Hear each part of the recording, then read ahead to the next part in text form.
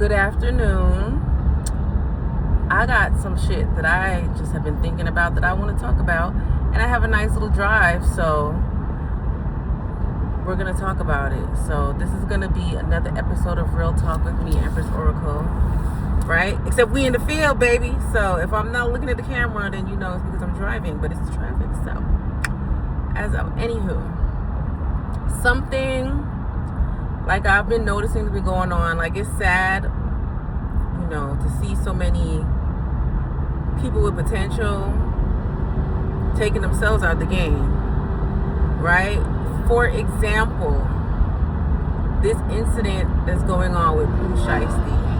I know everybody has probably heard about it or whatever, how this promising young man, we're going to say promising with quotation marks because the very talented rapper already got banged up, came out, ain't even drop a fucking track, about to go back. Oh, look at me with bars, but nah, for real. And what I've realized, and I've been dealing with some people too, I've come across a lot of, you know, young men, talented creatives who, you know, got opportunities to get out of their situations and went right back. The ultimate self-sabotage, took themselves out the game. I know so many guys like that. And, you know, people wonder why right now at this point in time, men, especially black men, have such a negative connotation to them. And it's like, honestly, some people really don't want a way out, I think. I really think some people don't want a way out. Some people, they could sit there, they could cry, they could groan, they could rap about the struggles that they've been through and how they want a better life. And not everybody gets a golden opportunity to really, really change their life in such a drastic way to where they can build a legacy for their families. But unfortunately, it seems like some of the worst ones who came from, you know, the worst situations are the ones that are killing their whole bloodline, sabotaging their own legacy. So at this point, it's not even you're sabotaging yourself, you're sabotaging your whole legacy. And it's sad to see because it always, in some way, shape, or form, it always goes back to the parents. Because some people either learn from their parents' mistakes and be like, I don't want to be like that, because I've had friends like that too.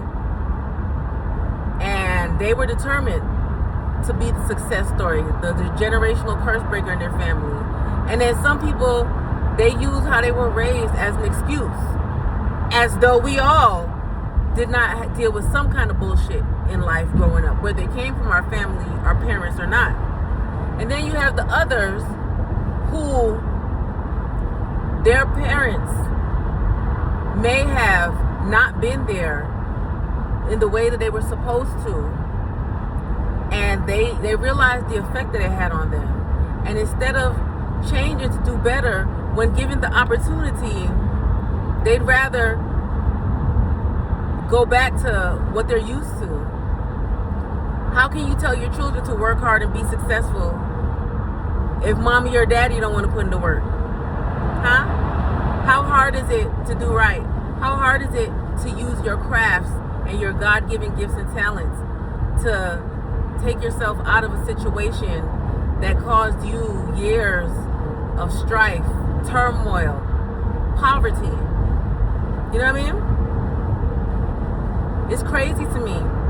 And that's why I say all the time, mental illness is real, but especially undiagnosed mental illness, especially in minorities, especially in a lot of these black men that we want to look up to as gangsters and real ass niggas and all this other bullshit.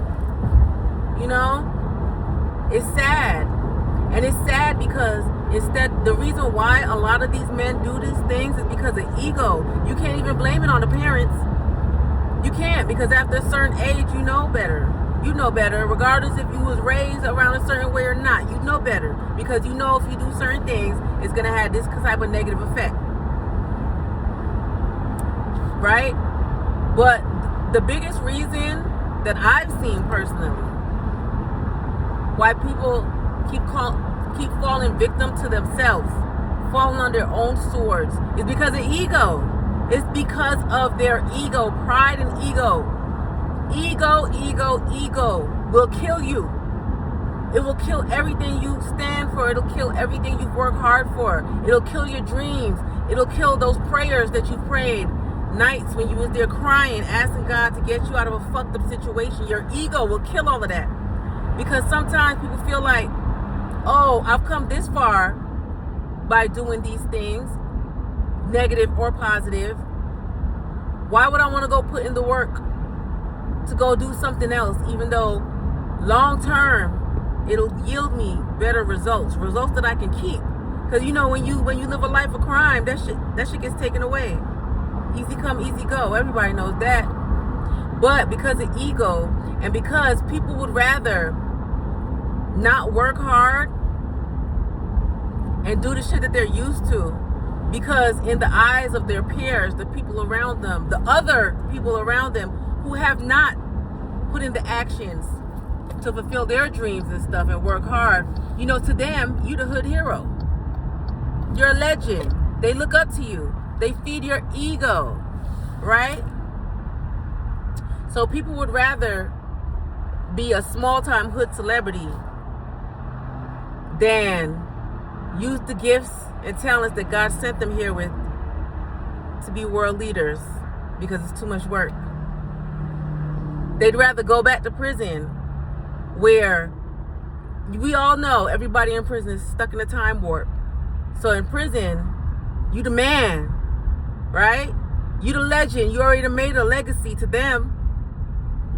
They'd rather be the king of the prison than to be the king and the ruler of their own life here in the outs. And it's crazy. That self-sabotage is so real. And that right there is a prime example of the crabs in a barrel mentality. The mentality that is holding us down and keeping us down. Oh, no, pardon me, holding y'all down and keeping y'all down. Because I don't think like that.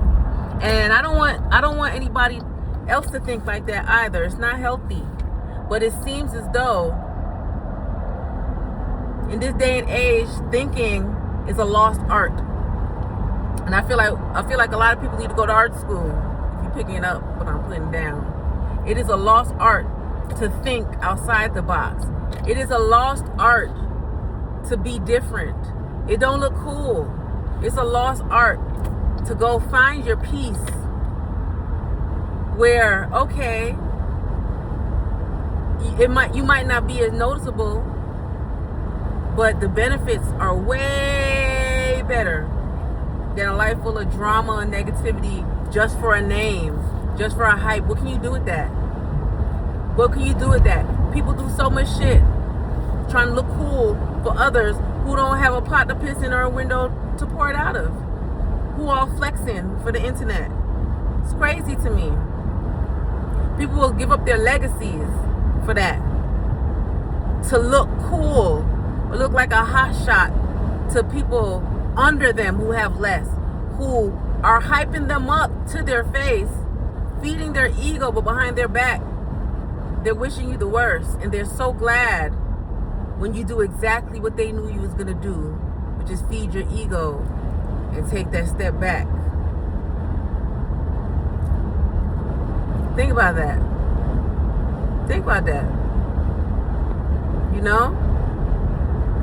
People got to do better. People really got to do better, because at this point, God is giving out blessings to people, and people are looking at them shits and saying, nah, I don't want that. They're trading diamonds for pennies. That's because people really don't know about long-term investments and long-term value. Half these niggas don't even know what the fuck legacy means if it's not a vehicle. It's sad. That's why it's important to read a book every now and again. That's why it's important to go and figure out who the fuck you really are. That's why it's important to know what you want to do and stop trying to fucking impress people, right? Because you know what? That name you worked so hard for, you ever heard the saying, out of sight, out of mind? They're going to forget about you anyway. And I can't help but notice a lot of those people who feed their ego, the reason why they're not willing to step out and do further is because they don't really believe in themselves. So they rather stay with the small-minded people who have limited belief anyway. And to those small-minded people, they're the best. They're on top. But they know if they go around real people with real ambition, real brains, real focus, they're going to look like peons. They can't handle that. Instead of doing the work to better themselves, to be law-abiding citizens, to use the craft that God gave you to make a new legacy for your family, they'd rather just, hey, fuck it. You only live once, right? Become a hood legend. A hood legend that'll be forgotten. That's all I got to say about that. But I feel like that's something everybody needs to think about. Because at this current point in time, people need to ask themselves, what is the purpose? Why am I doing what I'm doing? Who am I trying to look cool for? Who am I trying to please? People busy trying to please people who really don't give a fuck about them. They want you to sabotage. They want you to fuck up your deal. They want you to do that. And they're going to sit there and tell you all kinds of things. So add those naysayers to your ego. You fucked. I don't want to say anything, but that's why women are on top. Men hate to admit it, but women can think outside of our egos. We can think outside of our egos. We know how to balance things. We know how to work for the things that we want to, because for so long, it's been a man's world for so long. We've had to fight and work for everything. So we're already used to putting in the work. We've had to be the single mothers, right? We've had to carry families on our whole backs.